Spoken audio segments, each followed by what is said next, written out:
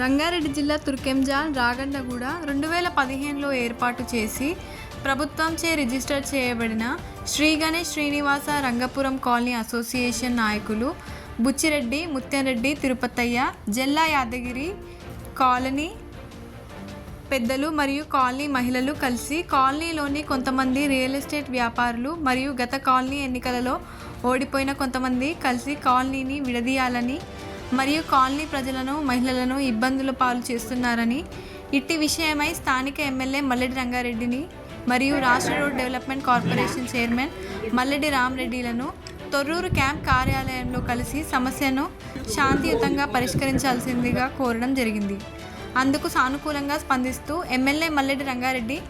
Municipal కమిషనర్ను ఈ సమస్యపై దృష్టి పెట్టవలసిందిగా ఆదేశించడం జరిగింది.